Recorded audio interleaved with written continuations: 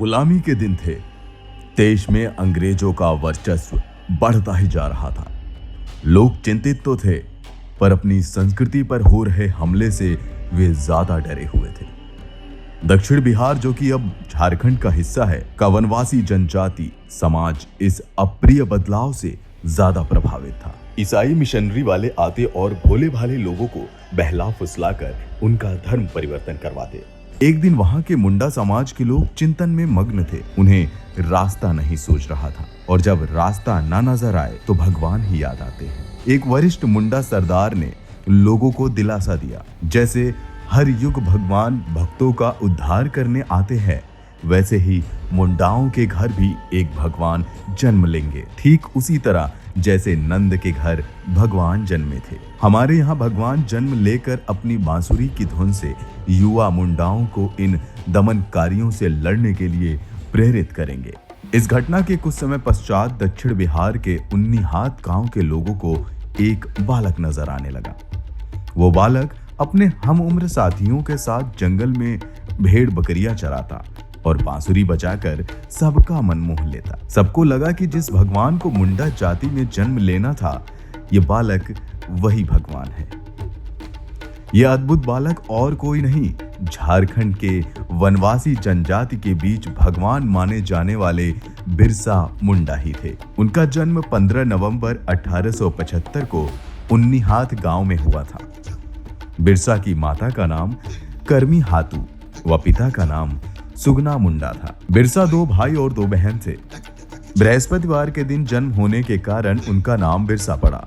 वनवासी समाज सदियों से देश के जंगलों में बसता है। ये एक प्रकार से वन संरक्षक हैं, परंतु अंग्रेजों के शासनकाल में उन पर बहुत तरह के सांस्कृतिक और आर्थिक प्रहार हुए। जंगल की बहुमूल्य संपदाओं पर अंग्रेजों की कुदृष्टि पड़ी। आदिवासियों को बहकाने के लिए चर्च की मिशनरियों के दल मिशन के स्कूलों में आदिवासी बच्चों को पढ़ाते और उनके मन में वन और वन समाज के प्रति घृणा उत्पन्न करके उन्हें ईसाई बनाते। बिरसा मुंडा का परिवार भी इससे अछूता ना रहा, वे भी ईसाई बन गए। बिरसा जब डेविड बिरसा बन गए, तब उन्हें जर्मन ईसाई द्वारा संचालित चाई बास इंग्लिश मिडिल स्कूल में प्रवेश मिला। वो ब्रिटिश शासकों के अत्याचार को महसूस करने लगे थे और इनसे निपटने के लिए चिंतन करते थे। स्कूल में चर्च के पादरी मुंडाओं व हिंदू धर्म के विरुद्ध बोलते थे, जिसका प्रतिकार करने पर बिरसा को निष्कासित कर दिया गया। निष्कासन के बाद गांव पहुंचने पर उनका भव्य स्वागत हुआ। ब्रिटिश सरकार और मिशनरी दोनों एक साथ वनवासियों पर अत्याचार कर रहे थे।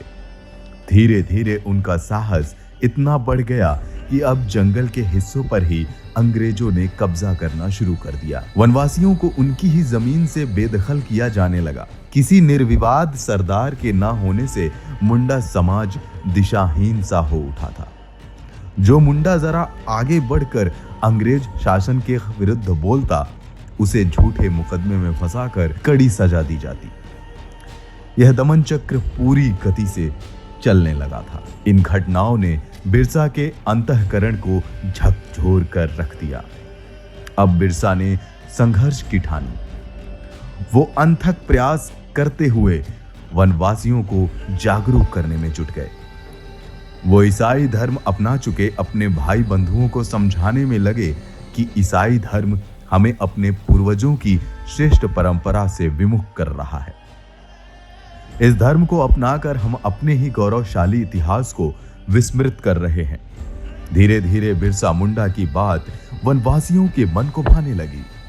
वनवासी समाज के लोग बिरसा की बातों को सुनते और उनसे प्रेरणा लेते।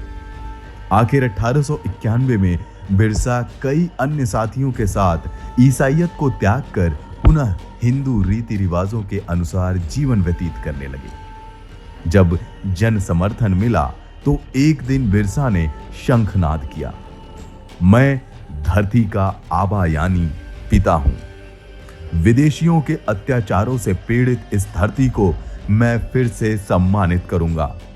अब समय आ गया है कि हम अपनी धरती को इन आक्रांताओं के चंगुल से आजाद करवा लें। उन्होंने नारा दिया, अपना देश, अपना शासन। बिरसा की मुंडा समाज में स्वीकृति बढ़ने लगी।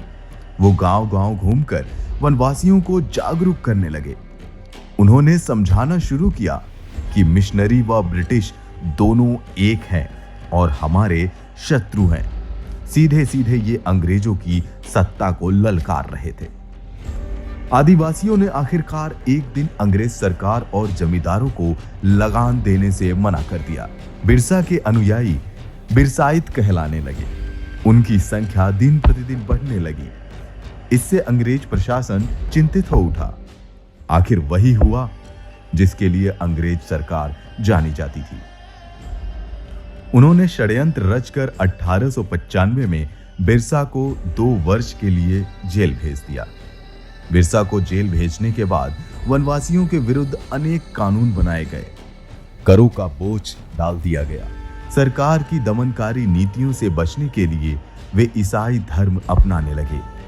इनमें वे लोग शामिल थे जो ईसाई धर्म छोड़कर बिरसा के अनुयायी बन गए थे।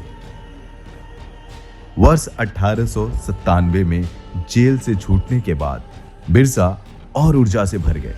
उन्होंने अब उलगुलान नामक विद्रोह की योजना बनाई। वन वन घूमकर वनवासियों को संगठित किया। इस मिशन के लिए डोमबारी पहाड़ को इसका मुख्यालय बनाया गया। अब तक वनवासी बिरसा के नेतृत्व में आर पार की लड़ाई का निश्चय कर चुके थे। फरवरी 1898 को डोंबरी क्षेत्र में मुंडाओं की प्रथम सभा का आयोजन हुआ। यहां हजारों सशस्त्र मुंडा इकट्ठा हुए। सबके बीच बिरसा ने घोषणा की, अब हम दुश्मन की गोली से नहीं डरेंगे। मरना ही है तो सीना तान कर मरेंगे, सिर झुकाकर नहीं। 24 दिसंबर 1899 की रात, ऐसी रात जिसकी अंग्रेजों ने कल्पना भी न की थी। देर रात को वनवासियों ने पुलिस चौकियों, ईसाई मिशनरियों और अंग्रेज अफसरों के क्लबों पर तीरों की ताबड़तोड़ बारिश की। सभी भयभीत होकर अपने अपने घरों में दुबक गए।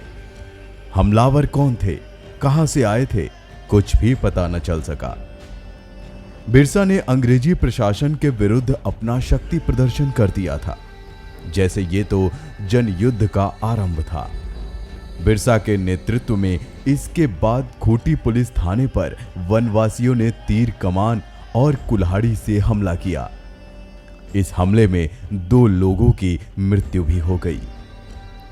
इस घटना के बाद तो अंग्रेज प्रशासन में हड़कंप मच गया। बिरसा को पकड़वाने वाले को 500 रुपए इनाम देने की घोषणा हुई। अब बिरसा पीछे हटने को तैयार न थे। उन्होंने मुंडाओं को जागृत करने का अपना कार्य नहीं रोका। पुलिस से बचते बचाते वनवासियों को जागृत करते रहे, लेकिन ये ज्यादा दिन तक नहीं चल सका। एक दिन बिरसा जंगल में विश्राम कर रहे थे। न जाने किसने पुलिस तक यह बात पहुंचा दी। बिरसा को पुलिस ने पकड़ लिया और उन्हें रांची के कारागार ले जाया जाने लगा। जेल में बिरसा मुंडा को भयंकर यातनाएं दी गई, पर वो टूटने को तैयार न थे। परंतु वर्षों तक दिन रात अंग्रेजों से लड़ते लड़ते वो आंतरिक रूप से कमजोर हो गए थे। आखिरकार दी जा रही यातनाओं के बीच 9 जून सन 1900 की सुबह यह धरती पुत्र इस धरती से विदा हो गया। बिरसा मुंडा का जीवन स्वतंत्रता समर की एक महत्वपूर्ण कड़ी है। मात्र 25 वर्ष की छोटे से जीवन में उन्होंने अपने स्वाभिमान और साहस से जो अलख वनवासियों के अंदर जगाई, वो ये देश कभी नहीं भूलेगा।